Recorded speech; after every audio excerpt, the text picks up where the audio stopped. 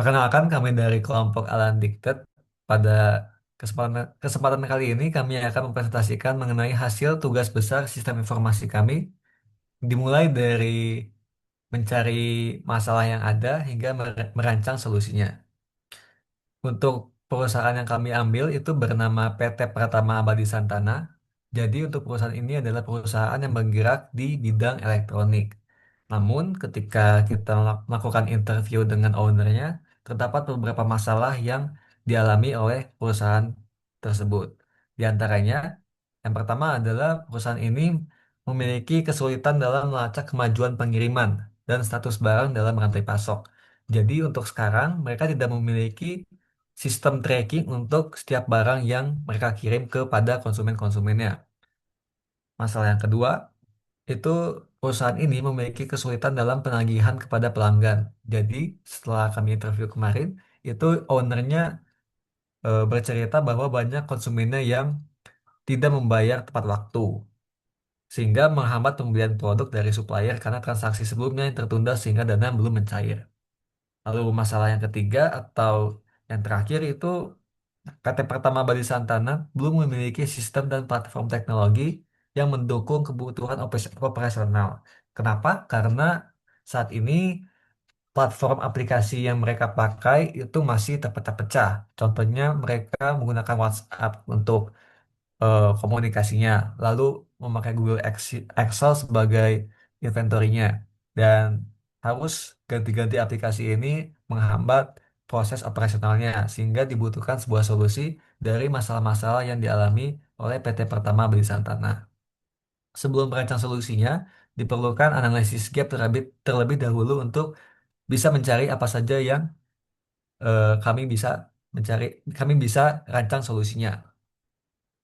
Yang pertama, itu dari masalah proses penagihan, itu kami eh, mensuggest solusi berupa sebuah ERP. ERP model finance yang mampu mengelola proses penagihan secara otomatis. Lalu untuk yang kedua, gap yang kami temukan adalah tidak tersedia sistem pelacakan pengiriman. Dan solusinya, kami mengadopsi sistem supply chain management atau SCM digital. Dan SCM ini yang nantinya akan diintegrasikan langsung ke ERP-nya. Terus untuk gap yang ketiga itu terkait sistem operasional yang masih menggunakan banyak aplikasi dalam proses operasionalnya. Dan di sini lagi-lagi solusi yang paling optimal menurut kami adalah untuk membangun sistem ERP terintegrasi. Jadinya semua platform atau kanal untuk komunikasi, inventory itu akan ada di satu platform. Tidak harus ganti-ganti aplikasi untuk eh, menjalankan operasionalnya. Terus gap yang keempat itu kami temukan juga bahwa PT Pertama Abadi Santana masih terlalu bergantung kepada PLN sebagai pembeli utamanya. Hampir 90% dari penjualan perusahaan ini itu eh, dibeli oleh PLN atau konsumen utamanya adalah PLN, sehingga dibutuhkan sebuah strategi pemasaran dan pengembangan layanan untuk bisa memiliki konsumen yang lebih variatif. Terus untuk gap yang kelima itu belum tersedia platform digital untuk kolaborasi tim. Dan lagi-lagi solusinya yang paling tepat adalah solusi untuk membangun ERP.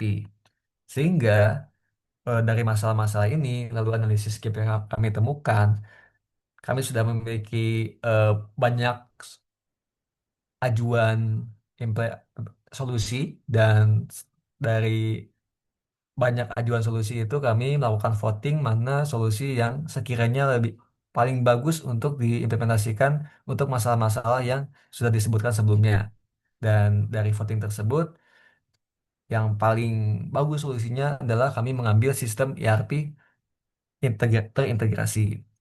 Lalu apa itu sistem ERP terintegrasi? Jadi ERP terintegrasi itu merupakan sebuah aplikasi yang intinya itu dapat menjalankan banyak operasional dalam satu aplikasi. Di dalam ERP ini akan terdapat banyak fungsionalitas yang akan dipenuhi. Yang pertama, yaitu sistem dapat memperbarui status pemesanan bahan baku. Yang kedua, sistem dapat mengelola stok bahan baku. Dan dari fungsionalitas yang pertama dan yang kedua ini, sistem dapat menghasilkan laporan status bahan. Jadi, tidak hanya user dapat input dan juga melakukan manipulasi dari datanya, tetapi juga sistem akan mengenerate otomatis laporan dari stok bahan baku yang tersedia. Terus fungsionalitas yang keempat itu sistem dapat mengelola proses penagihan otomatis. Ini untuk menjawab masalah yang sebelumnya. Jadi sistem akan memiliki otomatisasi lewat email, jadinya akan ngirim mungkin kayak H-3 deadline pembayaran, sistem akan melakukan email otomatis ke konsumen yang belum membayar di H-3 tersebut.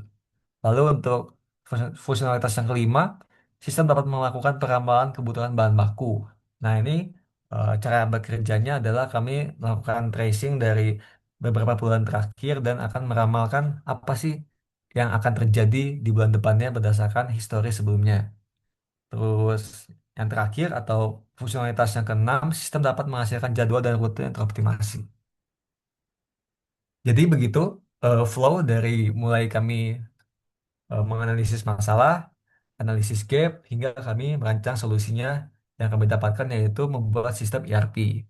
Selanjutnya akan dilanjutkan dengan melakukan demonstrasi dari sistem ERP yang kami udah implementasikan.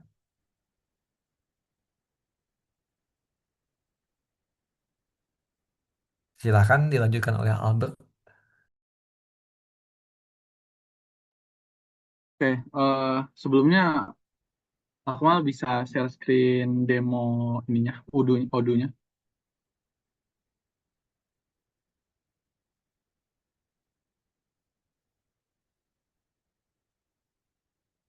Ya, oke baik. Jadi yang pertama kali user ini tuh adalah user diminta untuk login fitur autentikasi ya. Jadi sebelum user menggunakan fiturnya, dia harus login terlebih dahulu. Jika sudah benar, lalu user baru bisa menggunakan aplikasi tersebut. Yang selanjutnya akan dilanjutkan oleh Akmal ya di homepage.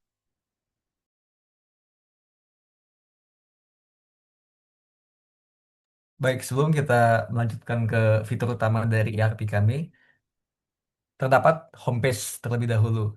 Ini sebagai penghubung utama terhadap fitur-fitur yang akan ada di ERP ini. Jadi ini sistem atau tampilan dari home-nya. Jadi ini ada dashboard, inventory, dan project. Di sini akan ada deskripsinya apa saja masing-masing fitur itu. Kayak inventory dia akan nge-track stock levels, project itu bakal bisa plan, execute, and monitor your projects dengan gampang. Contohnya kita bisa ke dashboard ataupun inventory. Ini menyesuaikan kebutuhan dari usernya. Dan dilanjutkan dengan tampilan dashboard oleh Zaidan. Oke, selanjutnya ke bagian dashboard. Dashboard ini jadi gambaran komprehensif operasional perusahaan Alan Diktat dalam satu tampilan. Jadi yang di bagian ya ini juga menjawab kebutuhan fungsionalitas kita yang kedua, kelima, dan ketiga. Habis itu di bagian atas ada indikator yang paling atas dulu. Jadi jadi ketika tanda panah ke atas hijau itu menandakan trennya baik. Kalau ketika tanda panah merah itu menandakan trennya tidak baik. Selanjutnya ke penjualan kita menampilkan tiga grafik berdasarkan total penjualan, lalu barang terlaris dan juga konsumen utama. Lalu lanjut ke bagian keuangan, kita menampilkan berupa revenue, lalu dan juga barang termahal. Lalu ke bagian inventaris, kita menampilkan status stok, prediksi kebutuhan, dan juga distribusi material. Lalu di bagian status project, kami menampilkan progress bar dan juga timeline chart membandingkan rencana rencana versus aktualnya. Oke, selanjutnya ke inventory. Berikut adalah halaman inventory. Di sini tertera supply-supply yang dimiliki oleh pengguna. Terdapat supply ID, tanggal, suppliernya siapa, kategori supply tersebut, disimpan di mana, stok maksimal, available stock pada saat ini, dan status supply tersebut. Di sini pengguna juga dapat mengubah available stock saat ini dan juga mengganti status supply tersebut. Selanjutnya ke halaman new supply. Di sini pengguna dapat mengisi informasi mengenai supply yang selanjutnya akan ditambahkan ke halaman sebelumnya, halaman list supply. Selain itu, pengguna dapat memfilter supply berdasarkan tanggal, range tanggal, misalnya dari tanggal 1 Mei sampai tanggal 1 Juni. Kemudian dapat memfilter berdasarkan status dari semua completed atau pending. Dari kategori ini, kategori yang sudah diisi oleh pengguna sebelumnya. Dan selain itu, pengguna dapat mencari secara manual dari supply ID, supplier, kategori, atau lokasi. Terakhir, pengguna dapat mengekspor list inventory dalam format Excel.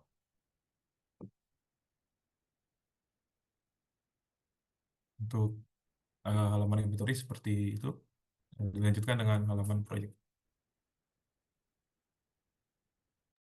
Selanjutnya yaitu halaman project. Di sini pengguna dapat melihat list of project dari pengguna. Nah, di sini ada project ID, ada tanggal, ada pembeli, ada itemnya apa, quantity berapa, dan statusnya. Nah, pengguna dapat membuat project baru yaitu dengan halaman new project. Di sini pengguna dapat menginput buyer siapa, destination-nya, dan item yang ada di dalam inventory. Silakan dipilih quantity-nya bisa dipilih sesuai dengan stok yang ada di inventory.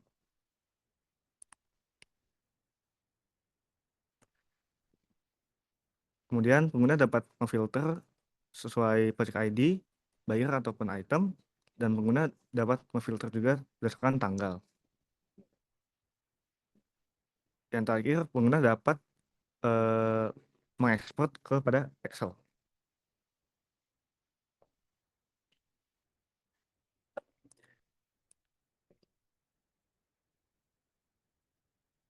Oke, mungkin aja itu aja untuk page project.